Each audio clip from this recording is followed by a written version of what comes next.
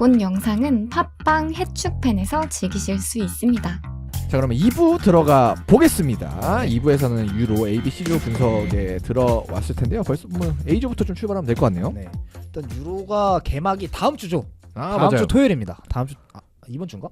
이번 주죠? 이번 주입니다. 이번 주 토요일이고 사실 대회 수준으로만 따지면 월드컵보다 우위라고 볼 수도 있다. 평균으로 따지면 그럴 수 있어요. 평균으로 충분히. 따지면 그럴 수 있습니다. 물론 토너먼트가 근데 올라가면 좀 다른 얘기가 되긴 하는데 남미 팀들 때문에. 하지만 확실한 건 이제 다음 대회가 월드컵이 늘어나잖아요. 그래서 확실해진 것 같아요. 아, 그렇죠. 네.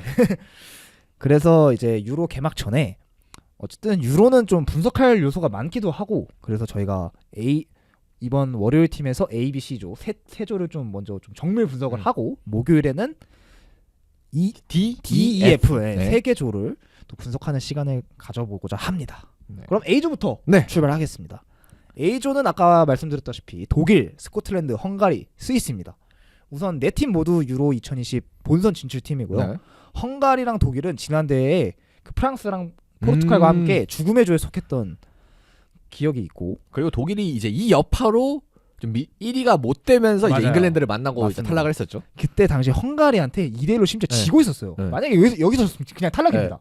갱신이. 네. 근데 그런데 고레츠카가 이제 극장골을 넣으면서 겨우 비기면서 또 잉글랜드와 만났던 그런 기억이 있고 그래서 어쨌든 뭐, 독일과 헝가리는 또 만났다. 네, 헝가리 또 만났다 보면 될 것 같고 독일부터 살펴보도록 하겠습니다. 일단 독일은 2024년에 무패를 달리고 있어요.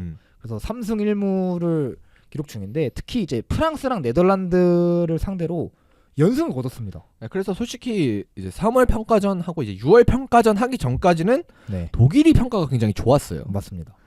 그래서 뭐 한동안 독일 축구가 몰락했다, 녹슨 전차 군단이다, 뭐 이런 얘기가 많이 나왔는데 이번에는 개최국이기도 하고 좀 반전된 모습을 보여주고 있기 때문에 우승 후보로 봐야 되지 않나, 명확한 우승 후보지 않나 이렇게 볼 수 있을 것 같고. 이제 근데 불안한 건 네. 최근에 좀 상태가 갑자기 얘네 왜 이러지 하는 물음표가 든다. 최근에 우크라이나랑 비기고 그리스전에 진땀으로 좀 여기 진짜 막 이기면서 뭐 그래서 파스칼 그로스가 막 역전골 넣고 막 어퍼컷 날리고 그랬거든요. 맞아요. 그래서 그리스한테 이기고 저렇게 명가전에서 약간 분위기 띄우는 건가? 네. 약간 물음표도 띄우기도 했는데 그 경기 보면은 일단 최근 경기니까 그 경기를 놓고 보면 뒷공간이 너무 많이 열려가지고 좀 팀 바뀐 줄 알았어요. 3월이랑 비교했을 때. 네. 오히려 그리스가 약간 하얀색 유니폼이 그래서 그리스가 독일인가 처음에 한 10분 동안 나오고 그리스가 독일인가? 내가 유니폼 잘못 보고 그런 있나? 경기 네. 몇 개 있죠. 네. 그래서 그런 느낌이 들 정도로 좀 불안한 모습이 정말 많았고 그리고 특히 이 골키퍼 노이어가 이게 이분 은퇴 무대인데 이게 상태가 심상치가 않다 지금. 헛선질도 좀 하고 불안한 모습도 보이고 처리할 때 에이징 커브가 왔나 보다. 이게 오히려 바이에른의 막판엔 좀 괜찮았던 것 같거든요. 그쵸, 제 그쵸. 기억에는. 네, 맞아요. 네, 그랬는데 갑자기 독일 대표팀 오니까 직전 경기에서는 또 불안한 모습들이 조금 있었어가지고 걱정은 되는 것 같고. 그리고 뭐 독일의 수비수의 개인 능력이야 뭐 당연히 그렇죠. 뭐 의심할 필요가 없지만 그래도 직전 경기를 봤을 때는 뒷공간에 대한 불안함 이런 건 확실히 있는 것 같아요. 네. 그래서 뭐 지금 뭐 주목할 만한 선수들을 좀 찾아보자면 아까 말씀드렸던 토니 크로스 지금 옆에서 안드리가 굳은 일을 다 해주면서 좀 토니 크로스를 위한 판이 좀 깔려 있는 상황이에요. 네, 맞아요. 실제로 지금 말씀하셨던 그 좀 개판인 경기에서도 크로스가 좀 경기일학을 형님은 잘했어요. 네. 크로스가 좀 잘했거든요. 그래서 크로스가를 좀 주목할 만하고 이번에 제가 생각하기엔 하베르츠가 주전으로 나올 것 같은데 맞아요. 뭐 필크루크도 있고 네. 온다프 선수도 있고 합니다만 그래도 하베르츠가 주전 공격수로 일단 나올 것이 거의 확실해 보이죠. 지금 2경기 연속 선발로 나왔기 때문에 뭐 큰 이변이 부상과 같은 큰 이슈가 없는 한 하베르츠가 주전으로 나올 것 같은데 하베르츠가 어쨌든 뭔가 아스날로 이적을 하면서 확실히 반등한 모습을 보여줬거든요. 네, 그리고 지난 경기에서 골도 또 넣었어요. 네, 맞습니다. 그래서 하베르츠의 발끝에 또 독일의 성패가 달리지 않을까. 사실 독일이 전통적으로 9번 공격수가 굉장히 강한 국가인데 지금 뭔가 그 계보가 클로제 이후에 클로제 마리오 고메즈 하고 없죠 이제. 네, 사실 마리오 고메즈도 좀 거기 끼기 좀 애매한 것 같고. 네, 국대에서는 사실 뭐 별 큰 뭐 임팩트가 있었다거나 그런 건 또 아니었으니까. 네, 그래서 클로제 이후에 확실한 스트라이커가 없는 상황인데 뭐 그 뒤에 뭐 베르너 네. 그렇게 가야죠. 할 말이 없죠. 그런 최근에 이제 네. 필크루크로 가다가 이제 하베르츠로 이제 약간 방향성을 튼 거거든요. 네, 물론 지금 하베르츠 선수가 전통적인 9번이라고 보긴 어렵습니다만 또 어쨌든 스트라이커로 나와서 좀 괜찮은 모습을 보여주고 있기 때문에 하베르츠한테 좀 기대를 해볼만 하지 않나 그런 생각이 들고 수비에서는 뭐 당연히 리디거가 좀 큰 활약을 하지 않을까. 최근에 저희가 발롱도르 순위 그 파워랭킹 네. 전달 드릴 때 리디거도 있었죠. 네. 센터백 중에는 리디거가 제일 높았습니다. 순위가. 뭐 그리고 솔직히 지금 전 세계에서 제일 잘하는 수비수라고 봐야 되겠죠. 네, 맞습니다. 그래서 리디거가 어떻게 중심을 잡느냐 이것도 좀 지켜볼 만한 포인트인 것 같고요. 그리고 여기 팀의 주장이 균도안이에요. 그래서 노여가 아니라 균도안인데 균도안 선수는 또 아시다시피 결승전에서 굉장히 강하게 그래, 이 선수 중요 클러치도 경기에서 강하고. 클러치에서 굉장히 좋은 선수이기 그리고 때문에 올 시즌에 또 잘했죠. 네, 김도환. 맞습니다. 그래서 팀의 주장으로서 또 어떤 활약을 할지 지켜볼 필요가 있을 것 같습니다. 여기는 특이하게 지금 특이한 게 아니라 좀 쓰리톱이 좀 명확히 정해져 있는 것 같아요. 비르츠, 하베르츠, 무시알라 이렇게 세 명이 좀 확실한 주전. 네, 확실한 주전으로 차지를 하고 있기 때문에 이 세 선수의 호흡이 얼마나 맞느냐도 좀 주목할 만한 포인트인 것 같습니다. 어쨌든 세 선수 다 굉장히 공을 잘 주고 네. 받는 선수들이고 그리고 맞습니다. 그런 그런 선수들로 공격 흐름을 만들 수 있는 또 나겔스만 감독이기 때문에 네. 그런 부분은 확실히 좀 기대가 되는 것 같습니다. 네. 그래서 좀 뒤에 불안함을 어떻게 잠재울지만 좀 고려를 한다면은 뭐 공격 경험이나 파괴력 그다음에 스쿼드 뎁스 이런 거 부분에서는 왼쪽 풀백 뭐 이건 전통적인 약점이니까 그 정도만 제외하면은 솔직히 그러니까 액면가로 봤을 때는 그다음에 전체적인 선수들의 무게감으로 봤을 때는 뭐 우승 후보라고 하기에 부족함은 없는 것 같아요. 부족함 없습니다. 네. 그래서 일단 하베르츠가 잘해줘야 되고 그리고 수비의 불안감을 어떻게 잠재울 수 있냐 이게 독일의 포인트가 될 것 같습니다. 네. 자, 다음 국가 스코틀랜드로 한번 넘어가 보죠. 네, 스코틀랜드는 예선에서 스페인을 2대0으로 꺾는 그 맞아요. 이변을 일으켰던 영연방 4국 중에 한 팀인데요. 스코틀랜드는 일단 유로 2022에서 2연속 본선 진출을 성공했습니다. 사실 그 스코틀랜드는 영연방 4국 중에 최약체라고 평가를 받았던 팀이었거든요. 근데 최근에는 또 2연속 본선 진출을 하면서 좀 전력이 좀 과거보다 많이 올라온 팀이다. 이렇게 볼 수 있을 것 같습니다. 뭐 일단은 맨유에서 뛰는 맥토미니도 있고 네, 그쵸. 그다음에 티어니 선수도 있고 뭐 이렇게 우리가 로버트슨. 보던 그런 선수들이 좀 많이 배치가 돼 있어요. 네, 최근에는. 그래서 키플레이어로 뽑을 만한 선수는 단연히 이제 맥토민이라고 할 수 있는데 솔직히 맥토미니가 맨유에서 이제 이번에 골도 네. 많이 넣고 그랬잖아요. 그거를 이제 처음 그 능력을 개화하기 시작한 게 바로 대표팀에서였거든요. 유로 예선에서 무려 7골을 넣었습니다. 이게 사실 미드필더로 뛰는 선수가 7골을 넣을 수 있는 그런 결정력을 갖추는 게 사실 쉽지 않은데 맥토미니가 이번 대회에서도 어떤 클러치를 보여줄지 좀 기대를 해볼 만한 것 같아요. 그리고 맥토미니 같은 경우는 사실 이 대표팀 내에서 본다면은 공격수라고 봐야 되거든요, 그냥. 네, 미드필더 뭐 본래 포지션 미드필더지만 거의 공격수 포지션으로 활약을 하고 있죠. 그래서 오히려 이제 맥토미니랑 같이 공격 라인을 구성한 선수가 뭐 수비수들을 끌어주고 오히려 이제 맥토미니가 네. 마무리를 하는 맞습니다. 오히려 그런 그림을 좀 많이 그리고 있기 때문에 진짜 맥토미니가 핵심 중에 핵심이다. 네. 뭐 거의 그냥 크로스하고 이제 맥토미니가 침투해서 뭔가 결과를 만들어내고 좀 이런 게 좀 많았거든요. 스코틀랜드 공격 중에. 그렇기 때문에 과연 어떤 모습을 보일지 맥토미니가 이제 뭐 그리고 이제 뭐 중원으로 보자면 맥긴이나 길모 이렇게 좀 우리가 많이 보던 선수들이 있기 때문에 만들어주는 능력은 또 확실하거든요. 그리고 네. 측면에 로버트슨도 있고 그렇기 때문에 맥토미니가 좀 공격수의 아쉬운 부분만 잘 채워준다면은 진짜 충분히 경쟁력은 있죠. 스코틀랜드도. 네. 그래서 그렇게 스코틀랜드 살펴보면 좋을 것 같습니다. 그래서 이 팀은 진짜 크로스에 이은 헤딩을 정말 주의해야 되는 팀이다. 맥토미니가 헤더가 진짜 세요. 네, 근데 다만 의외로 수비가 좀 약하다. 그러니까 좀 적극적으로 직선적인 공격을 펼치긴 하는데 사실 수비수 중에 좀 강한 선수들이 부족하거든요. 맞습니다. 티원이 정도 빼고 줘야. 그다음에 로버트슨도 여기서 그냥 공격적으로 나가고 하니까. 네. 그래서 수비 라인이 좀 불안한 점은 좀 문제가 있다라고 보시면 될 것 같습니다. 네. 자, 그럼 다음은 A조 세 번째 팀 헝가리입니다. 네. 헝가리는 지금 K리거인 마티나담에 속해 있는 국가이고요. 지금 최근 경기가 4승 1패로 분위기가 좋은데 상대한 국가가 뭐 몬테네그로, 튀르키예, 물론 튀르키예는 좀 강팀이긴 합니다만 그리고 코소보, 이스라엘 등인 거는 좀 감안을 할 필요가 있습니다. 아일랜드한테 한번 줬고요. 네. 지난 유로에서도 그렇고 뭔가 쉽게 질 것 같지 않은 팀입니다. 사실 그때 3패를 할 거라는 그게 예측이 되게 많았거든요. 조가 안 좋았잖아요. 네, 헝가리가. 프랑스, 포르투갈, 독일을 만났기 네. 때문에 3패를 할 거란 예측도 있었는데 뭐 그렇진 않았고 네. 또 이제 3연속으로 대회 출전 중이기 때문에 좀 기대를 해볼만 합니다. 그리고 또 뭔가 기대를 해볼만 한 게 여기 감독이 마르코 로시 감독인데요. 18년부터 6팀이나 팀을 6년이나 좀 팀을 이끌고 있어요. 그래서 조직력 측면에서 좀 강점이 기대가 됩니다. 네, 그래서 일단 키플레이어 좀 살펴보자면 가장 유명한 선수는 리버풀의 소보슬라이라고 봐야겠죠. 네, 맞습니다. 소보슬라이 선수가 미드필드에서 중심을 잡고 있고 어떤 활약을 펼쳐주냐에 따라 팀의 좌우가 갈릴 수도 있는 그 정도로 되게 핵심 플레이어라고 할 수 있겠습니다. 네, 그리고 공격 쪽에서는 또 한 선수 살펴보자면 살라이 선수 또 소보슬라이 옆에서 뛸 것으로 보이는데 이가 그 어디죠?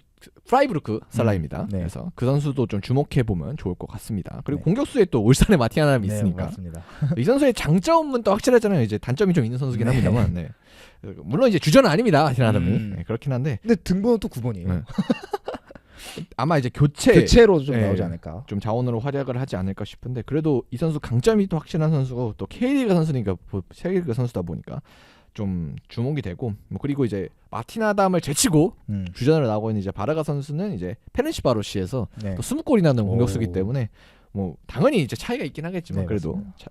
그 리그에선 잘하고 있다 이렇게 보시면 될 것 같네요. 네.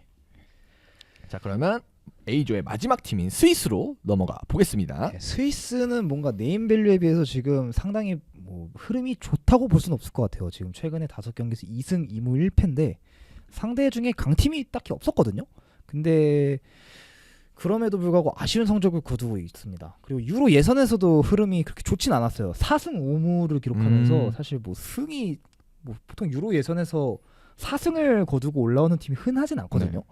오히려 뭐 7승을 하고도 못 올라오는 팀이 네. 많았는데 여기서 4승 5무 1패로 올라와서 좀 어떻게 보면 조의 행운이 따랐다라고 봐야 되는데 하지만 그럼에도 불구하고 스쿼드 네임밸류만 따지면 이 A조에서는 독일에 이어 최고라고 볼 수 있겠습니다. 그렇죠. 유명한 선수들 많아요. 여기. 네.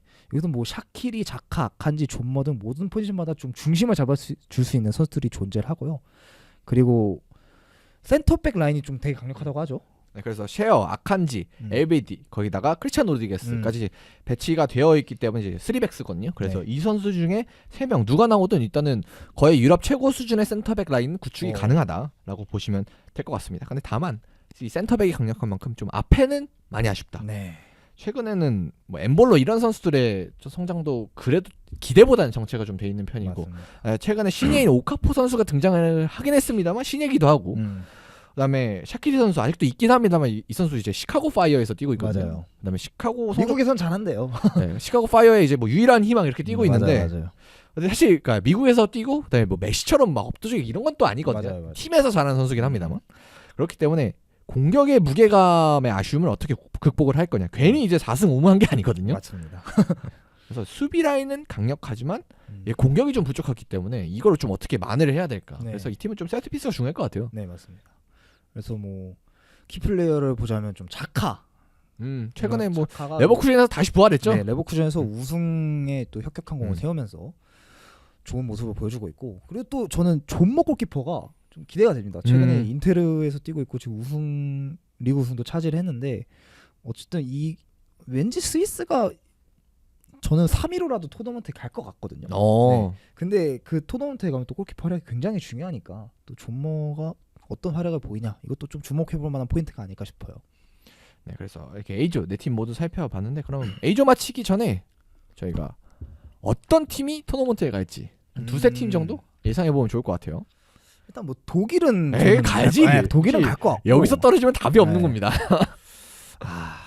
헝가리냐 스코틀랜드냐. 스위스까지도 이제 거의 간다고 봐야겠죠. 네, 스위스는 갈 것 같고 저는 헝가리가 갈 것 같아요. 저도 네. 왜냐면 스코틀랜드가 물론 이제 맥토미니가 마법을 부릴 수도 있지만 네. 사실 헝가리보다는 않다. 좀 단단함이 좀 부족하다고 맞습니다. 생각은 들거든요. 그래서 헝가리가 그래도 1승이나 아니면 진짜 헝가리 같은 경우는 전 3무할 수도 있다고 생각해서 3무로. 네. 그래서 스코틀랜드보단 그래도 헝가리가 조금 네. 더 준비가 돼 있는 팀이 아닌가 맞습니다. 그렇게 생각은 듭니다. 자, 그럼 B조 한번 넘어가 보겠습니다. 네, B조는 스페인, 크로아티아, 이탈리아, 알바니아. 이제 여기가 진짜 죽음입니다. 여기는 정말 최악의 죽음의 조고요. 알바니아를 제외하고는 모두 월드컵 결승을 뛴 경험이 있는 국가들입니다. 크로아티아가 그러네요. 우승은 못했지만 또 결승에 진출한 적이 있기 때문에 그리고 최근에 그 카타르 월드컵에서 4강에 진출하면서 상당히 좀 메이저 대회에서 강력한 모습을 보여주고 네. 있어서 이 조가 이제 단연 최악의 죽음의 조라고 볼 수 있겠고요. 일단 먼저 스페인부터 네. 살펴보도록 하겠습니다.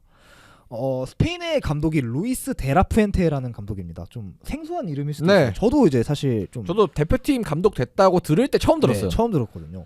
그래서 선수 시절은 레프트백이었고 은퇴 후에 감독 선언을 하면서 빌바오 그리고 음. 데포르티보를 거쳐서 스페인 연령병 대표팀을 2013년부터 거의 10년 가까이 오. 이끌었다가 2022년부터 A 대표팀 감독으로 이끌고 있습니다. 어쨌든 국가대표팀 내에서는 준비된 감독이라고 네, 맞습니다. 봐야겠네요. 네, 어쨌든 뭐 보통 유럽의 국가들은 A 대표팀의 전술에 따라서 그 유소년 네. 선수들의 전술도 좀 이어지기 때문에 어쨌든 뭔가 그런 명맥을 좀 있는 감독이다 이렇게 볼 수 있겠고요. 그 유로 예선에서는 7승 1패, 1패가 스코틀랜드 네. 아까 말씀드렸던 그건데 어쨌든 좋은 모습을 보여주면서 통과를 했고 다만 이제 그 이 데라푸엔테 감독이 비판을 받는 점이 그 레알 마드리드 때 브라임 디아스 선수 있잖아요. 이 선수를 뽑지 않았어요. 그래서 결국 이 선수가 스페인 차출을 기다리다가 이중국적 요건이 되는 모로코 대표팀을 선택했습니다. 그래서 조금의 좀 비판을 받았다. 근데 왜 안 뽑았는지는 명단을 보면 알 것 같아요. 명단이 이제 사실 너무 좋기 때문에 공격 쪽에서도 뭐 사실 그 선수를 대체할 만한 선수들이 충분히 네. 깔려 있습니다. 네. 네, 그래서 좀 명단 이제 지난 경기 기준으로 명단을 좀 보자면은 확실히 뭐 레알 마드리드에서 뛰는 선수들, 바르셀로나 뛰는 선수들뿐만 아니라 뭐 요즘은 뭐 다른 리그에서도 네, 굉장히 파리 주목받는- 생제르맹에서 뛰고 있는 파비안 루이스 선수가 중원에서 또 로드리랑 페드리랑 좀 합을 맞추고 있고. 그래서 파비앙 루이스, 로드리, 페드리 하면 일단 중원은 끝났다. 네. 이 중원은 정말 좋은 편에 속한다고 볼 수 있겠죠.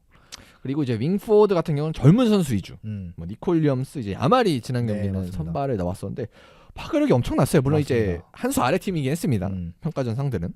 평가전이 안도라랑 북아일랜드랑 이제 최근에 6월에 경기를 가졌는데 둘 다 5대0, 뭐 5대1 이렇게 이기면서 좀 우리 강팀이고 우승 후보야라는 걸 좀 어필을 적극적으로 했고 어쨌든 명단을 보더라도 사실 수비 쪽에서의 무게감이 조금 네, 떨어지긴 합니다. 근데 사실 스페인은 우리가 아는 그 이미지가 구축된 게 2000년도 들어서거든요. 네. 사실 뭐 원래 스페인이 월드컵에서 성과를 내던 팀도 아니고 유로에서도 거의 이제 대초창기 때 말고는 항상 우승권과 거리가 있던 팀인데 어떻게 보면 지금의 스페인이 좀 사실 평균적인 스페인의 전력이다 이렇게 봐야 될 것 같아요. 그래서 저는 수비진에서 주목하는 거는 과연 쿠바르시가 어떤 역할을 수행할까. 뭐 일단은 참 평가전에서는 한 경기 선발로 최근에 나오긴 했거든요. 그래서 경쟁자로 보자면 이제 뭐 나초, 느노르망은 거의 선발 한 자리를 꿰쳤다고 봐야 되고, 네. 그래서 나초와 좀 경쟁을 할 것으로 보이는데 네. 과연 쿠바르시가 나올 수 있을지 이것도 좀 주목이 되는 것 같고, 그리고 왼쪽에서 그리말도가 어떤 역할을 수행할지 맞습니다. 아마 그리말도가 주전인 것 같거든요. 네. 그래서 뭐 쿠쿠렐라랑 경합이긴 네. 한데 아마도 이제 이 네. 선수가 주전으로 나오지 않을까 싶습니다. 그래서 되게 포인트적으로 기대할 만한 선수들이 있어요. 뭐 지금 이제 최고라고 보긴 어렵습니다만 네. 그래도 최고가 될 가능성이 있는 선수들이 지금 곳곳에 배치가 맞습니다. 되어 있는 지금 스페인이기 때문에 뭐 제가 아까 일부에서 잠깐 말씀드렸지만 이 최고로 올라갈 수 있는 가능성이 있다. 근데 다만 이제 지금 능력치로 보자면 최고라고 하긴 좀 어렵긴 하죠. 그렇죠. 경험치가 부족한 네. 점도 있고요. 그래서 키플레이어를 뽑아보자면 저는 라민 야말. 이 선수의 뭔가 플레이를 보면은 정말 달라요 진짜. 보법이 다르다. 네. 이런 말이 절로 나올 정도로 되게 눈에 띄는 모습을 보여주고 있고요. 최근에 평가전에서도 굉장히 좋은 모습을 보여줬고 뭔가 스페인에서 큰 변수가 나타난다면 그건 야말의 발끝이 아닐까 싶습니다. 저는 이제 아까도 말씀드렸지만 모라타가 얼마나 해주느냐가 네. 결국 이제 뭐 야말이 공격 포인트 생산 많이 하고 윌리엄스 옆에 있는 선수도 대단합니다. 결국 걔네들이 뿌려주는 걸 모라타가 받아 먹어줘야 네, 그쵸. 되거든요. 받아 먹어줘야 되고 그리고 이 선수가 지금 주장이에요. 해줘야 됩니다. 네, 네. 그래서 어떻게 보면 모라타가 팀의 운명을 가를 수도 있다. 그렇게 생각이 들기도 합니다. 자, 그래서 스페인 같은 경우는 평균적인 전력은 높지만 아직까지 이 선수들이 발전해야 될 그런 게 많기 때문에 여기도 사실 변수가 좀 많은 팀이긴 해요. 네, 맞습니다. 다음 팀인 크로아티아로 넘어가 보겠습니다. 네. 크로아티아는 뭐 메이저 대회가 열리기 전에는 언제나 뭐 우승 후보에서 빠져 있는 팀이긴 맞아요. 합니다만 뚜껑을 열어보면 되게 지지 않고 끈끈한 모습을 보여주는 맞습니다. 강팀으로 이제 정평이 나와 있습니다. 최근 평가전에서 아까 말씀드렸다시피 포르투갈을 2대1로 제압하면서 좀 조직력을 좀 과시를 했고 월드컵에서 2연속 4강 했던 만큼 저는 이젠 크로아티아는 탑독으로 분류를 해야 되지 않나 그런 생각이 듭니다. 근데 진짜 신기하게도 항상 뭐 우승권 팀 하면 전혀 나오지 않아요. 이름이. 맞아요. 얘네가 우승 후보라기에는 뭔가 좀 물론 그런 파워나 임팩트가 부족하긴 하지만 스쿼드를 보면 정말 빈틈이 없어요. 그래서 스쿼드를 좀 살펴보고 있는데 최근 이제 선발 기준으로 다 선수를 다 찍어보면 다 주요 리그에서 다 주전 맞아요. 선수들이에요 거의. 최근에 뭐 여기를 딱 보면은 뭔가 처음 들어보는 팀이 거의 뭐 없는 듯한 느낌이고. 뭐 일단은 공격수가 원래는 크로아티아가 전통적으로 이제 페트코비치 이렇게 뛰면서 많이 아쉽긴 했는데 최근에 부디미르라는 선수가 그렇죠. 좀 많이 폼이 올라와 줬기 때문에 이 부디미르가 등장을 하면서 좀 아쉬움이 많이 상쇄가 되잖아. 중원은 뭐 원래 강력하고 너무 맞습니다. 유명하고 그 부디미르 선수가 오사수나에서 뛰는 선수인데 라리가에서 17골을 넣었습니다. 진짜 오사수나에서 17골 넣는 거 정말 네. 대단한 거거든요. 그리고 또 오사수나 토트넘에서 17골 넣은 손흥민보다 더 대단하다고 볼 수 있죠. 득점으로만 따지면 득점으로 대단한 따지면 게 진짜 대단하죠. 오사수나가 전혀 공격이 강력한 팀이 맞아요. 아니거든요. 그리고 득점 되게 적은 팀인데 부디미르가 아마 거의 한 70%는 했을 거예요. 공격 포인트. 맞습니다. 그래서 부디미르가 그만큼 또 라리가에서 존재감을 보여줬기 때문에 좀 기대가 되고 네. 그 전에 사실 이 정도 공격수는 크로아티아 없었거든요. 맞아요. 최근에 만주키치 이후에 좀 네. 뭐 확실한 스트라이커가 없는 상황이었는데 여기서 그리고 월드컵 때도 딱 뭔가 경기력이 괜찮은데 정말 결정지을 줄 선수가 부족하다 네. 느낌을 많이 받았거든요. 그리고 이제 옆에 뛰고 있는 크라마리치 같은 경우는 이번 시즌 분데스리가에서 15득점 6도움. 진짜 되게 무서운 선수입니다. 좋았기도 하고 그리고 그 옆에 마예르 선수 같은 경우도 볼프스부르크에서 이제 10개의 공격 포인트를 그래 생산을 하면서 괜찮은 모습을 보여줬습니다. 그다음에 모드리치는 여전히 또 잘하기 때문에 네. 모드리치는 뭐 이번 시즌에는 뭐 백업과 선발을 음. 오가면서 활약을 하긴 했는데 여전히 국가대표에서는 주장을 맡고 있을 정도로 영향력이 강하고 그 알나스로 이적한 브로조비치도 여전히 좀 좋은 모습을 보여주고 있더라고요. 그래서 제가 보기엔 이 모드리치, 브로조비치 그리고 맨시티 코바치치로 이루어진 중원은 솔직히 스페인이랑 비교해도 막 이름값에서는 좀 밀리지 않는 듯한 느낌이 확실히 있습니다. 물론 좀 폼이나 기동력 측면에서는 스페인이 우위라고 볼 수 있겠지만요. 그리고 수비 라인은 역시 그바르디올. 이 선수 진짜 저는 키플레이어라고 봅니다. 최근엔 또 풀백으로 포지션이 약간 바뀌면서 네. 더 좋아졌잖아요. 근데 이 선수는 지금 펩이 진짜 괴물로 만들고 있어요 지금. 이선 오른발 슈팅 막 그렇게 맞아요. 때리는 거 보고 진짜 놀랐어요. 이 선수 지금 거의 양발잡이인가 싶을 정도로 되게 슈팅도 좋고 드리블도 좋고 볼 다른 능력이 진짜 좀 탁월한 느낌도 있고 네. 뭔가 결정력도 뭐 조금만 더 하면 괜찮아질 것 같은 모습을 계속 보여주고 있거든요. 그리고 사실 지난 이제 포르투갈과의 평가전에서도 그바르디올이 진짜 네. 쩔었거든요. 오버래핑을 네. 적극적으로 하면서 직접 본인이 직접 마무리까지 하는 모습을 보여주면서 이 선수가 수비뿐만 아니라 공격에까지 지대한 영향을 끼칠 수 있는 선수라는 걸 좀 증명한 경기가 아니었나. 약간 지금 맨시티에서 시즌 후반부터 되게 좀 공격에 적극적으로 네. 가담하는 모습을 보여주고 있는데 그게 유로에서도 발현이 되면 굉장히 무서운 모습을 보여줄 수 있다. 이렇게 평가할 수 있을 것 같습니다. 그래서 저는 스쿼드의 이제 신뢰성만 본다면 오히려 스페인보다 위지 않을까. 좀 변수가 적은 선수들이 이 팀은 좀 많은 게 강점이라고 생각이 들거든요. 네. 그렇기 때문에 진짜 뭐 이게 우승을 할지는 확실하지 않지만 그렇죠. 뭐 16강, 8강 여기까지는 좀 걱정할 필요가 없는 팀이 네, 아닌가. 맞습니다. 네, 그렇게 생각이 듭니다. 페리시치도 뭐 괜찮더라고요. 페리시치가 뭐 주전은 아닙니다 지금. 주전 아니지만 네, 교체로 나와서 교체로 그래도 나와서 간간히 잘 하더라고요. 네, 그래서 기대가 참 많이 되는 또 크로아티아이기도 합니다. 자 네. 그러면 마지막 팀이 이탈리아로 마지막 팀이 아니죠. 세 번째 팀이 이탈리아로 가보겠습니다. 이탈리아는 이제 지난 유로 2020에서 우승을 차지했던 디펜딩 챔피언이지만 또 유럽 최고의 팀이 월드컵 네. 예선에서 북마케도니아 3사. 맞습니다. 북마케도니아한테 1대0으로 네. 참패를 하면서 또 출전하지 못하는 또 아이러니한 일이 벌어졌습니다. 그래서 솔직히 예선 조편성부터 어려웠어요. 네 맞습니다. 그래서 경기력이 지금 위상이나 경기력이 상당히 애매해진 상황이었어요. 이탈리아가 사실. 그래서 유로 예선에서도 4승 2무 2패. 좋은 성적은 아니에요. 좋은 성적은 진짜. 아닙니다. 네. 2등으로 진출했고 그래도 최근에는 좀 3승 2무 그리고 5경기에서 1실점밖에 하지 않으면서 또 이탈리아가 또 전통의 수비 강호지 않습니까? 수비에서만큼은 또 강한 모습을 보이고 있는데 최근에 그 평가전을 좀 봤는데 경기력 좋았어요. 경기력은 좋습니다. 근데 결정력이 진짜 좀 아쉽더라고요. 최근에 이제 리그 기준으로 놓고 보면 스카마카 선수가 네, 굉장히 잘해주고 있지만 사실 좀 그래도 무게감이 좀 부족한 건 사실이거든요.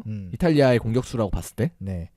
그래서 지금 뭐 포메이션은 좀 다른 팀들과 다르게 좀 3백을 좀 사용할 분위기인데 여기는 뭐 원래 인테르의 3백을 그대로 가동하나 했는데 아체르비 선수가 부상으로 좀 아쉽게 되면서 실패를 했던 건데 어떤 선수가 3백 구성할지 왠지 그 최근 평가전 경기를 보면은 3백으로 좀 스팔레티가 마음을 굳힌 것 같긴 합니다. 네. 사실 4백으로 이제 그 전 평가전에 나서긴 했는데 뭐 그렇게 좋지는 않았거든요. 맞습니다. 그렇기 때문에 3백으로 아마 갈 것 같다. 그리고 솔직히 3백을 써야 디마르코가 좀 살기 때문에 맞습니다. 그런 것도 좀 고려를 좀 많이 해야 될 것 같습니다. 네.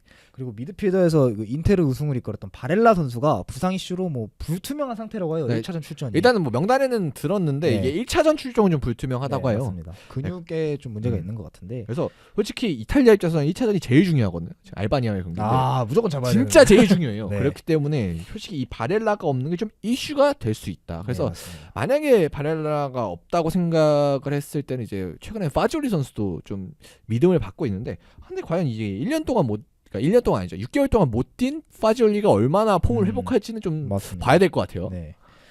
그래서 이탈리아의 좀 키플레이어를 살펴보면 역시 잔루카 스카마카. 이 선수가 네.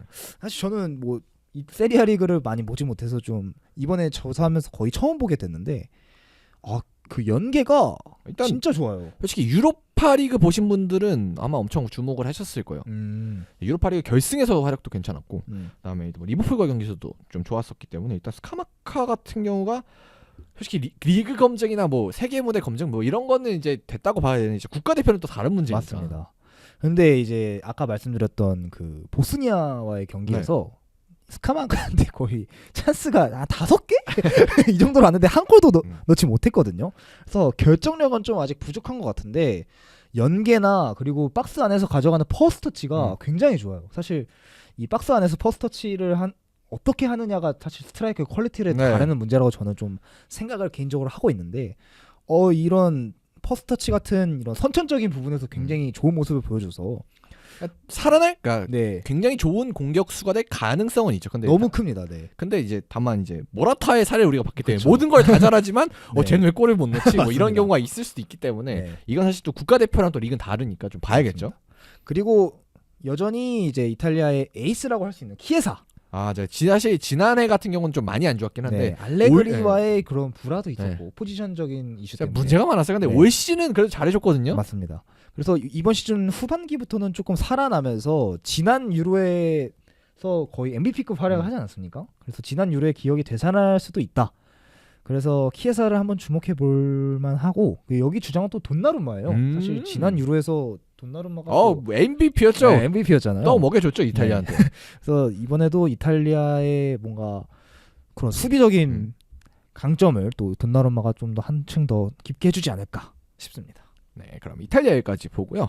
이제 알바니아로 한번 넘어가 보도록 하겠습니다. 알바니아는 사실 여기 출전한 국가들 통틀어 봐도 가장 유명하지 않은 국가가 아닌가 싶은데. 맞습니다. 알바니아 저는 기억나는 게 그냥 호날두한테 헤트트릭 네. 대주던 그런 국가로 좀 기억을 하고 있는데 뭐 우리가 알만한 이름은 광주에서 뛰고 있는 아사니 선수가 있고요. 근데 최근의 흐름을 보면 그렇게 무시할 팀이 전혀 아닙니다. 네, 맞습니다. 일단 유로 예선에서 2조 1등을 차지했습니다. 물론 뭐 잉글랜드나 뭐 스페인 같은 강팀이 없긴 했어요. 없긴 했지만 어쨌든 체코랑 폴란드를 제치고 1등을 차지했어요. 그래서 어쨌든 유로 예선에서 굉장히 좋은 성적을 거뒀다는 게 굉장히 주목을 해볼 만하고 그리고 이제 이 나라에 속한 선수들을 보면은 대부분 이제 세리에에서 네. 좀 뛰는 선수들 위주로 있고 그다음에 주전 선수들도 좀 있어요. 그래서 맞아요. 뭐 이 아탈란타 주전 센터백은 지미시티 선수 이 선수는 좀 주목 많이 받거든요. 그리고 있고 그다음에 리스의 주전 미드필더 뭐 라마다니 선수 있고 그다음에 제일 유명한 선수 이제 피사이 선수 라치오의 이 선수는 좀 유명한 선수죠. 그래서 풀백으로 전천으로 또 활용을 해주고 있습니다. 그리고 또 프리미어리그 팬들한테 익숙한 이름이 브로야. 브로야. 예, 이제 대표팀이 첼시 첼시 브로야죠. 네, 맞습니다. 그 선수가 이제 공격수로 있고 최근에 이제 플럼인데 아마 갔었던 걸로 맞아요. 기억을 하는데 물론 뭐 좋진 않았습니다. 네. 좋진 않았던 걸 기억합니다. 키플레이어는 누구라고 보십니까? 일단은 아사니가 최근에 광주에서 아예 뭐 그냥 배제가 됐잖아요. 네, 그렇죠. 뭐 여러 가지 이제 뭐 태도 뭐 이런 게 있다고 하는데 근데 이 선수가 국대만 가면 잘하더라고요. 최근에 또 평가전에서 약간 포도스키 같은 느낌. 물론 이제 45분만 뛰더라고 이 선수가. 그래서 아직 몸은 맞아요. 90분 준비가 안 된 것 같긴 한데 경기를 이제 소속팀에서 못 나오는 선수가 사실 국가대표에서 풀타임 뛰기 쉽지 않죠. 네. 사실. 네. 그렇기 때문에 90분은 못 뛸 것 같은데 그래도 어느 뭐 선발에 나오든 교체로 나오든 어느 순간에는 좀 다른 모습을 보여줄 수 있지 않을까. 그래서 아사니 개인의 입장에서는 유로를 뭔가 본인의 입지의 변화로 좀 활용해야 되지 않을까. 사실 광주의 상황도 그렇게 좋지 않기 때문에 네. 만약에 아사니가 유로에서 잘하면 안 쓸 수가 없거든요. 지금. 그렇죠. 유로는 뭐 그리고 K리그랑 뭐- 비교가 안 될 네. 정도로 좀 퀄리티 있는 무대이기 때문에. 그리고 좀 넓게 보면은 아사니도 결국 광주에서 좀 지금 자리가 안 나오고 있으니까 또 이적도 생각해야 되잖아요. 그런 면에서 봤을 때도 아사니 개인에게 굉장히 중요한 대화가 될 것 같아요. 그리고 평가전에서는 어쨌든 활약이 좋았으니까. 그다음에 확실히 이 선수 능력이 있다는 것도 우리가 많이 봤잖아요, 작년에. 네. 그렇기 때문에 기대가 되고. 그다음에 뭐 아슬라니 선수 제일 어쨌든 저희가 언급은 안 해드렸지만 전에는 제일 유명한 선수라고 봐야 되잖아요. 네. 그래도 히사이와 함께. 맞습니다. 그렇기 때문에 뭐 주목은 해봐야 될 것 같네요. 네. 인테르니까. 그래서 여기까지 알바니아 살펴보고 이제 C조로 넘어가도록 하겠습니다. 넘어가기 전에 네. 진출팀 한번 아 간단하게. 진출팀 맞다. 그냥 그 알바니아 빼고 세 팀이 가지 않을까? 근데 저는 아니에요? 이탈리아가 좀 불안하다. 아 그래요? 이탈리아가 나 진짜 이탈리아 불안하다. 잘할 것 같은데 나는. 왜냐면은 최근 센터백 조합이 좀 많이 바뀌고 있어가지고 아, 이탈리아의 수비가 강점 물론 이제 다들 잘하는 선수긴 합니다만 저는 수비만큼은 되게 조합이 중요하다고 생각을 하거든요. 그리고 그렇죠. 선수들 간의 호흡도 중요하고 그래서 계속 멤버들이 뭐 4백을 썼다가 3백도 썼다가 네. 3백의 멤버도 계속 바뀌고 그랬기 때문에 의외로 또 좀 답답할 수도 있다. 그리고 솔직히 결정력 아까 말씀해 주셨지만 스카마카, 이건 네. 진짜 큰 문제가 될 수 있다. 왜냐면 솔직히 아니, 뭐 예를 들어 이거를 스페인 이렇게 크로아티아 몰랐었나? 상대로는 예를 스카마카처럼 그렇게 한 3-4개 놓친다 그러면 이길 수가 없어요. 그렇죠. 이건. 그거는 그렇게 되면 거의 진다고 봐야죠. 그리고 알바니아도 이제 한 방이 있기 때문에 그리고 제일 중요한 거 1차전에 바렐라가 못 나온다. 아, 못 나올 수도 있다. 뭐 그쵸. 확정은 아니니까. 그래서 1차전을 말아먹으면 여기 쉽지 않다. 네. 네, 그래서 이탈리아조차 안심할 수가 없는 그런 음. 정말 강력한 시조가 되는 거. 그래서 저는 알바니아가 조심스럽게 1승하면은 갈 수도 있지 않을까 오. 생각을 합니다. 물론 이제 크로아티아랑 스페인은 보내드려야 되는 거고. 네. 아 저는 이탈리아가 잘할 것 같아요. 뭔가. 근데 잘- 경기력이 좋아서 내용이 좋으니까. 그건 인정. 네. 네, 인정.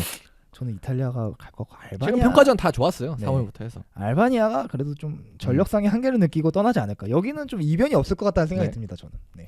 자, 그럼 C조로 한번 넘어가 보겠습니다. C조는 슬로베니아, 덴마크, 세르비아, 잉글랜드 이렇게 위치해 있네요. 네. 일단 뭐 잉글랜드의 1강이 좀 확실하다고 볼 수 있지만 또 이 나머지 세 팀의 특성을 보면 좀 쉽게 지지 않는다. 이런 특성을 가진 팀들이라 최근에 잉글랜드의 상황을 고려했을 때 좀 까봐야 한다. 잉글랜드 까딱하면은 방심하는 순간 이변의 희생양이 될 수 있다. 이렇게 볼 수 있습니다. 또 그럴 만한 이유가 앞선 B조에서는 뭔가 스트라이커들의 이슈가 좀 있었잖아요. 네. 근데 여기 C조는 전체적으로 좀 확실한 스트라이커가 다 있는 상황입니다. 팀들마다. 그래서 전체적으로 스트라이커들의 퀄리티가 괜찮은 편에 속하기 때문에 또 어떤 이변이 일어날지 알 수 없는 조라고 보면 될 것 같아요. 네, 그럼 첫 번째 팀이 슬로베니아부터 네. 살펴보면 될 것 같습니다. 일단 슬로베니아 같은 경우는 최근에 5경기 흐름이 굉장히 괜찮습니다. 3승 2무를 기록하고 있고 포르투갈을 2대0으로 잡기도 했어요. 3월 달에. 그리고 유로 예선에서는 조 2위로 통과를 했고요. 그리고 또 유럽을 대표하는 유망주인 베냐민 셰스코 이 선수가 굉장히 좋은 모습을 보여줬잖아요. 그래서 이번에 조국을 좀 토너먼트를 이끌면서 스타로 발돋움을 할 수 있을지 좀 주목이 되는 상황입니다. 그래서 일단 여기 같은 경우는 확실한 스트라이커가 있다. 네, 확실한 맞습니다. 에이스가 있다. 이게 좀 큰 강점이 될 것 같아요. 네. 어쨌든 스트라이커가 강력한 팀들은 좀 경기력이 음. 좀 안 좋더라도 한 방으로 해결해 줄 수도 있기 때문에 슬로베니아의 전력을 좀 뭐 고평가할 수는 없겠지만 또 세슈코가 어떤 한 방을 보여주냐에 따라서 또 팀 분위기가 바뀔 수 있을 것 같습니다. 그래서 뭐 명확히 뭐 키플레이어는 당연히 그냥 뭐 세슈코. 세슈코라고 봐야 될 것 같고요. 또 후반기에 이제 7경기 연속 득점을 하면서 정말 완전히 성장한 모습을 보여줘서 어떤 모습을 보여줄지 좀 기대가 됩니다. 그리고 그거에 더해서 이제 골키퍼 오블라. 어쨌든 이름값은 제일 높은 선수니까 네. 당연히 수비 라인에서 잘 막아줘야 될 것 같고 그리고 최근에 좀 유명한 선수는 이제 야카 비올 선수. 뭐 이 선수 센터백 이제 우디네스의 주전 선수인데 그래도 세리에에서 주전 한 자리를 당당하게 차지하고 있는 이제 99년생 좀 젊은 선수인 만큼 좀 기대가 되는 것 같습니다. 센터백도. 네, 그리고 다음 팀인 덴마크 한번 알아보도록 하겠습니다. 덴마크는 이제 최근에 3연승을 달리고 있고요. 특히 6월 달에 스웨덴이랑 노르웨이 평가전에서 연승을 달리기도 했습니다. 또 유로 예선에서도 D조 1등으로 올라왔고요. 사실 뭐 지난 월드컵 때는 좀 아쉽긴 네. 했지만 그래도 멤버 자체는 엄청 탄탄한 팀이죠. 맞습니다. 월드컵 전에 뭐 프랑스를 이기는 모습도 보여주면서 되게 기대가 컸는데 막상 까보니까 경기력이 너무 안 좋아서 좀 많은 팬들을 좀 당혹시키게 했던 팀인데 근데 또 저희가 이제 월드컵 다큐 볼 때 얘기했었는데 그거는 이제 경기 외적인 이슈가 좀 있었기 때문에 네, 맞습니다. 월드컵에서는 네. 막 인권 문제 해가지고 맞아요. 계속 그거에 주목하고 하면서 근데 유로는 그런 게 없거든요. 맞아, 독일에서 이거는 하니까 그런 게 편해 없습니다. 마음이. 네, 그래서 선수들의 마음가짐이나 멘탈에서도 좀 회복된 모습을 보여주고 있고 그리고 최근의 경기력도 굉장히 네. 인상적이기 때문에 좀 기대를 할 만한 팀이고 여기는 뭐 이제 사실 선수 네임밸류를 고려했을 때는 뭐 잉글랜드를 이어서 가장 좋은 팀이라고 봐야 될 것 같습니다. 뭐 일단은 공격수의 호일룬, 네. 미드필더의 이제 호이비에르와 크리스텐센, 음. 그리고 뭐 수비에서도 이제 안데르센 같은 선수, 웨스티고르도 네. 그래도 괜찮은 유명한 선수고, 그다음에 골키퍼 슈마이켈 네. 이렇게 딱 중심이 되는 선수들이 다 있잖아요. 뭐 그리고 에릭센도 있고 추가로. 또 잊으면 안 되는 인물이 유로의 남자 호이비에르 선수가 아. 있습니다. 최근에 득점도 기록하면서 네. 또 유로에서 굉장히 강한 그런 모습을 음. 또 보여줄 걸로 기대를 많이 하고 있는데 팬들이 또 호이비에르가 어떤 모습을 보여주냐에 따라서 이 덴마크가 어디까지 올라갈 수 있냐 또 결정되지 않을까 싶습니다. 그래서 근데 저는 이 덴마크의 키플레이어는 호일룬이 되지 않을까. 호일룬, 네.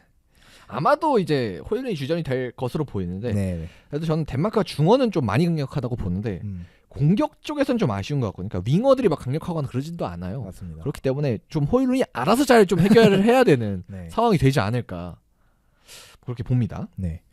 그래서 일단은 뭐 전력상으로 봤을 때는 잉글랜드에 이어서 가장 좋은 덴마크라고 볼 수 있겠습니다. 그래서 호일룬 잘할까요? 잘하면 좋겠네요. 근데 맨유에서 막판이 좀 안 좋긴 했거든요. 조금 아쉽긴 네. 했는데 그래도 뭐 이 선수가 잘해야 맨유가 살 수 있기 때문에 잘했으면 좋겠습니다. 그래서 좀 어쨌든 성장을 많이 해서 오면 진짜로 좋겠어요. 덴마크의 핵심은 지금 호일룬이 네. 뭐 솔직히 미들 수비는 단단하기 때문에 알아서 잘할 거거든요. 근데 공격에서 답답하면은 또 안 되기 때문에 호일룬이 또 어떻게 활약을 해줄지 좀 주목을 해봐야 될 것 같아요. 네. 네, 다음에 볼 팀은 세르비아입니다. 뭐 세르비아도 사실 전력이 뭐 만만한 팀은 아닙니다. 뭐 예선 2위로 통과하긴 했습니다만 4승 2무 2패 좀 괜찮은 성적을 거뒀고 그리고 이 팀은 유로 첫 진출이에요. 아 그렇군요. 네. 원래 이제 세르비아의 전신이 이제 유고슬라비아. 아 네. 거기는 많이 갔구나. 네. 네. 유고슬라비아가 유로 8강을 네. 2000년도에 8강을 갔던 이후로 처음이라고 봐야 되는데 사실 그 유고슬라비아가 되게 많은 나라로 네, 구성되어 있어요. 맞아요. 크로아티아도 지금은 사실 유고에 네. 속했던 나라고. 지금은 없는 나라지만 그 유고슬라비아의 전통 계승을 이제 세르비아가 했기 네. 때문에 지금 뭐 그 유로 2000에 이은 진출이라고 보지만 어쨌든 세르비아로 명칭이 변경된 이후에는 처음 출전입니다. 네. 그래서 첫 진출한 유로에서 어떤 또 사고를 칠지 보통 첫 진출한 팀이 또 좀 잘하거든요. 특히 이 유고 쪽의 나라들이 처음 메이저 대회에 진출했을 때 막 사고를 쳐요. 크로아티아 옛날에 네. 그 프랑스 월드컵에서 1998년 월드컵에서 4강 진출하고 그랬던 역사가 있기 때문에 또 어느 정도 좀 역사적으로 봤을 때 기대가 되는 팀이다 이렇게 볼 수 있을 것 같습니다. 네, 그래서 일단 세르비아 같은 경우는 공격수 투톱이 뭐 가장 큰 강점이라고 봐야겠죠. 일단 네. 미트로비치와 블라우비치. 네, 맞습니다. 사실 원톱으로 나섰을 때는 미트로비치가 최근까지 주전으로 계속 나오는 경우가 많았는데 일단은 6월 평가전에서는 블라우비치가 원톱으로 나왔을 때 주전으로 나오긴 했습니다. 네, 그리고 투톱을 최근에 또 활용하기도 맞습니다. 했고요. 그래서 사실 이 두 선수의 결정력이야 뭐 사실 좀 정평이 나 있는 상황이기 때문에 스트라이커 쪽에서는 확실하다. 그리고 또 이외에도 중원의 밀린코비치 사비치 네. 선수. 뭐 일단은 이 선수도 사우디로 가긴 했는데 네, 아직도 맞습니다. 평가전 보면 뭐 잘하긴 하더라고요. 네. 그리고 뭐 옆에 있는 일리치나 아니면 샤샤루키치 뭐 이런 선수들도 중원에서 좀 강력한 축에 속하는 또 라인업이고, 그다음에 후보 쪽으로 가더라도 약간 타디치나 이런 베테랑 코스티치 이런 베테랑들이 또 대기를 하고 있기 때문에 확실히 강점은 있다. 그래서 지난 월드컵 때도 세르비아 기대하시는 분들이 많았는데 기대보다는 좀 안 좋았던 것 같아요. 지난 맞습니다. 월드컵에서도. 그래서 뭐 지난 대회에서는 아쉽긴 했지만 이번 대회에서 또 어떤 사고를 칠지 모르니까 주목을 한번 해볼만 할 것 같아요. 일단은 뭐 여기 투톱에다가 그냥 크로스만 네, 계속 맞아요. 띄워줘도 엄청 위협적이기 맞아요. 때문에 진짜 무한 네. 크로스에도 뭔가 한두 골은 네. 넣어줄 것 같은 그런 느낌이 있습니다. 그래서 진짜 확실히 저는 그렇기 때문에 뭐 우리가 얘기할 거긴 하지만 잉글랜드에 대한 불안감이 더 올라가고 있다. 네, 맞습니다. 그렇게 생각이 드는 것 같습니다. 그리고 이제 저희가 넘어갈까요? 네네. 네, 저희가 알아볼 마지막 팀은 잉글랜드입니다. 뭐 가장 할 얘기가 많은 팀이라고 할 네. 수 있죠. 영원한 우승 후보고 뭐 사실 대본이 필요 없을 정도로 할 말이 많은 팀입니다. 여기는 일단 뭐 좀 포인트라고 할 만한 게 덴마크랑 저번에 4강에서 리매치 4강전을 치렀는데 이제 리매치 예정이고요. 그리고 벨링엄, 케인, 포든, 라이스 뭐 좀 무게감이 대단한데 수비 라인이 조금 걱정이 되는 팀입니다. 뭐 일단 왼쪽은 루크쇼 딱 하나밖에 없고 그래서 네. 지금 트리피어 지금 나온 거 있는데 맞습니다. 과연 이게 맞나? 물론 네. 이제 뭐 디에스레틱 같은 기사 보니까 이제 테르피어의 왼쪽 풀백 기용을 이제 실드를 치는 그런 기사도 있긴 했습니다만 저는 그건 실드라고 생각하거든요 개인적으로. 그래서 잉글랜드 언론이야 뭐 항상 네. 그랬으니까. 그래서 과연 이게 맞을까? 음. 이 선택이 어떻게 될지 사실 불안함이 많잖아요. 그것도 봐야 되고 그 다음에 과연 스톤스 옆에 누가 설 것인가? 마크 게이가 설 것인가? 에즈리 콘사가 쓸 것인가? 아니면 뭐 제3의 선수가 쓸 것인가? 사실 뭘 누가 써도 저는 불안한 것 같거든요. 네. 뭔가 원래 게이로 가는 것 같긴 한데 네, 게이로 흐름은 지금 네. 흐름이 정해진 것 같긴 한데. 아무튼 잘했어요 이 선수. 네. 좋아요. 그냥 크리스탈 팰리스 굉장히 잘했고 근데 하지만 저는 크리스탈 팰리스는 백스리고 맞습니다. 잉글랜드는 지금 백보다. 네. 그리고 게이가 공중볼에 강점이 있는 선수가 아니다. 근데 지금 이 아까 제가 계속 분석을 해드렸지만 정통 스트라이커가 강한 리그 지금 조별리그에 속했거든요. 네. 그러니까 지금 뚝배기로 개따일 수도 있어요 잉글랜드가 맞습니다. 진짜. 세슈크도 키가 195고 뭐 아까 블라우비치, 블러비치도 네, 헤더가 굉장히 미트로비치도 뭐 장난 맞습니다. 아니잖아요. 네. 그렇네. 잉글랜드가 확실히 좀 그래서 센터백 라인에서 네. 좀 공중볼에서 불안한 모습을 볼 수 있겠네요. 그래서 존 스톤스도 사실 뭐 공중볼이 막 네. 그렇게 강력한 선수도 아니고 맥과이어가 어떻게 보면 좀 아쉽다. 필요한 존재였네 여기. 근데 이제 부상으로 빠진 거라고. 네, 부상으로 네. 빠져서. 그리고 이제 뭐 근데 기대되는 점으로 보자면 일단 앞이 너무 세다. 네. 네. 진짜 너무 셉니다. 사실 이선 같은 경우는 오히려 너무 잘하는 선수들이 못 나올 정도로 맞아요. 팔머, 포든, 고든, 그다음에 사카. 벨링엄도 이선이라고 봐야 네, 되고 맞습니다. 뭐 사카에다가 이렇게 한 5명 정도로 되게 좋은 자원들. 제라드 보에는 오히려 그래서 그냥 조커예요. 올 시즌 되게 잘했는데. 네. 근데 앞에는 또 케인이 있고 네. 그 뒤에는 뭐 올리 와킨스라든지 그다음에 그 토토맨 누구죠? 이름? 토토맨. 토트맨? 아이반 토니. 네, 아이벤 토니. 이렇게 진짜 앞은 너무 세요. 그다음에 맞습니다. 라이스까지. 그다음에 중원에는 뭐 마이누 이런 선수도 있고. 근데 이제 말씀드렸다 수비 라인이 문제다. 맞습니다. 근데 저는- 이 잉글랜드는 뭔가 그냥 되게 스쿼드는 늘 좋은데 아니 올 시즌 불안해. 올 대회에서는 이번 대회에서는 확실히 스쿼드도 불안감이 있어요. 수비 쪽에서 네, 확실히. 수비 쪽에서. 네. 그리고 저는 골키퍼도 사실 믿지 않고 있거든요. 빅포드. 픽포드도 그렇고 뭐 최근에 램스데일도 한 번 나왔었는데 램스데일은 또 지금 아스날에서 주전 경기에서 네. 완전히 밀렸기 때문에 램스데일이 왜 나오는지는 알겠는데 픽포드 불안하니까 나온 거죠. 네. 한번 테스트 해보려고. 네. 근데 얘도 불안하기 때문에 그렇다고 또 트래포드 쓸 건 아니잖아요. 네, 그쵸. 그렇기 때문에 뭐 최근에 이제 토미튼이 좀 훈련 코치, 약간 훈련 조교 이런 느낌으로 좀 합류를 했다고 하는데 좀 속성 과외를 빨리 받아들이지 않을까. 네. 픽포드도 솔직히 상태 별로 안 좋다고 보거든요. 저는 근데 항상 픽포드가 근데 월드컵이란다. 그런 국제 대회에서 좀 잘하긴 했어요. 네 맞습니다. 근데 저는 뭔가 픽포드가 좀 이 스쿼드에 비해서 좀 뭔가 아쉽긴 해요 사실. 명성이나 실력 같은 부분에서. 그래서 좀 너무 깠으니까 네. 좀 긍정적인 얘기를 해보자면 일단 마이누 굉장히 기대 많이 된다. 일단 네. 주전으로 나올 것으로 보이거든요. 지금 라이스와 벨링엄 사이의 그런 연결점으로 마이누가 지금 거의 좀 확실시되는 분위기입니다. 사실 지난 아이슬란드전에서 나왔던 포메이션이 어떻게 보면은 좀 거의 베스트 11에 유사하다고 볼 수 네. 있거든요. 스톤스랑 게이가 센터백을 맞추고 램스데일이 나오고 그리고 풀백은 트리피어랑 워커 그리고 미드필더가 라이스랑 마이누가 네. 나왔어요. 그리고 2선에 고든, 포든, 팔머가 나왔는데 아마 이 중에서 한 명이 벨링엄과 네. 교체가 되겠죠. 그리고 스트라이커 해리케인이 나왔으니까 거의 베스트 11로 나왔는데 여기서 마이누가 선택을 받았다는 거는 주전으로 나설 가능성이 굉장히 높다. 이렇게 받을 수 있을 것 같습니다. 네, 문제는 이제 이 경기에서 졌다. 네. 아이슬란드한테 홈에서 이게 참 심각하다. 네. 그래서 물론 찬스는 있었어요. 좀 뭐 넣을 만한 있었어요. 찬스 많았는데 또 고질적인 그 국가대표 대항전의 결정력 아쉬운 모습을 보여주면서 많은 찬스가 무산이 됐는데 저는 뭐 찬스 무산된 거는 그렇다 치더라도 전 찬스를 너무 많이 생각보다 많이 내주더라고요. 그래서 확실히 수비에서 조금 수비가 좀 문제가 있구나. 그리고 골키퍼도 좀 이상했다. 지난 경기에서는. 그래서 일단 확실히 강력하지만 불안함이 참 많은 잉글랜드인 것 같습니다. 자, 그럼 2조도 한번 저희가 예측 누가 올라갈지. 저는 이 팀은 의외로 딱 무승부가 많이 나와서 두 팀만 갈 것 같아요. 오히려 이제 조3위한테 기회가 안 온다. 그러니까 뭔가 무승부가 많이 나올 것 같거든요. 뭐 예를 들어 슬로베니아, 덴마크, 세르비아 이들끼리 붙었을 때는 뭐 무승부가 많이 나올 것 같고 잉글랜드는 뭐 1승 2패, 2승 1패 정도 하지 않을까. 아니면 1승 1패 하여튼 3승은 못 할 것 같아. 잉글랜드 삼성 네. 좋아.